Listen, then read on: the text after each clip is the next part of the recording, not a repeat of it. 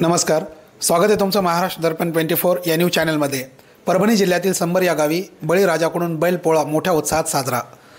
श्रावणी बैलपोळा परभणी जिल्ह्यातील संबर या गावामध्ये बैलपोळा हा सण मोठ्या उत्साहात साजरा करण्यात आला।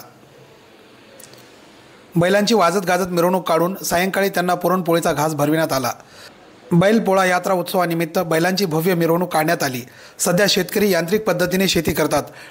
ट्रॅक्टर व इतर यांत्रिक अवजारांच्या वापरामुळे बैलांचे महत्त्व काहीसे कमी झाले आहे। ठराविक शेतकऱ्यांकडे शेतीच्या मशागतीसाठी बैल शिल्लक असून अशा शेतकऱ्यांनी मोठ्या उत्साहात बैलपोळा सण साजरा केला। बैलांना सकाळी नदी ओढे यावरती नेऊन स्वच्छ अंघोळ घालण्यात आली। दुपारपासून बैलांना सजविण्याची लगबग सुरू होती। बैलांच्या शिंगांना सोनेरी रंग लावून त्यांना झुली चढवून सजविण्यात आले। त्यानंतर सायंकाळी बैलांच्या वाजत गाजत मिरवणुका काढण्यात आल्या। पारंपरिक वाद्य मिरवणुकीच्या अग्रभागी होते। शेतकऱ्यांनी बैलांपुढे नाचून आनंद साजरा केला। सायंकाळी घरी पुरणपोळीचा गोड घास बैलांना भरविण्यात आला। दरम्यान ज्यांच्या घरी बैल नाही त्यांनी मातीच्या बैलांची पूजा केली। संबर गावामध्ये मातीचे बैल मोठ्या प्रमाणात विक्रीसाठी ठेवण्यात आले होते। रंगीबेरंगी मातीच्या बैलजोडीला चांगली मागणी होती। मोठी बैलजोडी 200 ते 250 रुपये, मध्यम बैलजोडी 100 ते 150 रुपये, तर छोटी मातीचे बैल 70 ते 100 रुपयांना विकले जात होते। या मातीच्या बैलांची घरी नेऊन पूजा करण्यात आली। बैलांची मिरवणूक काढण्यात आली। संबर येथे पारंपरिक पद्धतीने बैलपोळा सण साजरा करण्यात आला। आंब्याच्या पानाची तोरणे घराला बांधण्यात आली असून बैलपोळ्यानिमित्त सर्वच घरांना सकाळी ही तोरणे बांधण्यात आली। बैलांची आकर्षक मिरवणूक गावातील मोठा मारुती मंदिरापासून सुरुवात करण्यात आली आणि दत्त मंदिरापर्यंत हा पोळा संपन्न झाला। यावेळी संस्थानचे नाथ महाराज, बालासाहेब भारती महाराज, करण बोबडे, आनंद चव्हाण, सरपंच मारुती पवार आणि गावकरी मंडळी आणि शेतकरी मोठ्या संख्येने उपस्थित होते। ब्युरो रिपोर्ट, महाराष्ट्र दर्पण 24। शेतकरी संघटना जिल्हा अध्यक्ष परभणी अनंतराव चव्हाण। आमच्या गावामध्ये कमीत कमी 500 वर्षापासून बैलपोळ्याची परंपरा चालू आहे।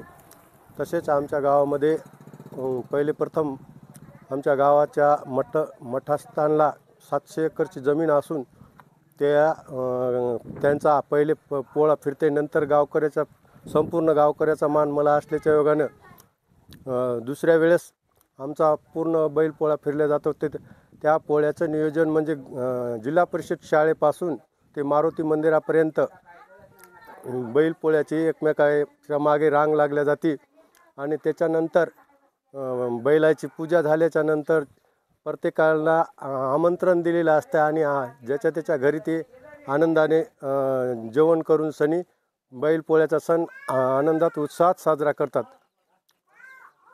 प्रथम आमच्या गावामध्ये आज पोळा साजरा झाला, पण खूप मला बैलाची कमतरता दिसली। ज्या शेतकऱ्याकडं 4-4 जोड्या असतात ते एका जोडीवर आलेला आहे आणि कशामुळे आले ते ह्या यांत्रिक काळामध्ये शेतकऱ्याच्या सोयाबीनला भाव नाही, कापसाला भाव नाही, जे रास्त भाव जे सरकार आहे ते काही देत नाही, उत्पादन खर्च आधारित भाव देत नाही आणि त्यामुळे शेतकऱ्याची बैलाची संख्या खूप कमी झालेली आहे। आणि या सरकारला माझं एवढंच म्हणणं आहे की माझ्या शेतकऱ्याच्या प्रत्येक शेतकऱ्याला एक बैलाची जोडी असाय पाहिजे। त्यामुळे तशी परिस्थिती कापसाला भाव देणे ही रास्त भूमिका आहे। उत्पादन खर्च आधारित भाव द्या आम्हाला। तुमच्या खताचे भाव खूप वाढले आणि आमच्या सोयाबीनचे भाव जशाला तसेच आहेत। त्यामुळे आमच्या शेतकऱ्याची परिस्थिती खूप नाजूक झालेली आहे। आम्हाला बैलसुद्धा घडण्याची कमी शक्यता झालेली आहे आणि सांभाळण्याची सुद्धा परिस्थिती राहिलेली नाही आमची। आम्हाला जगण्याचं खूप मोठं असं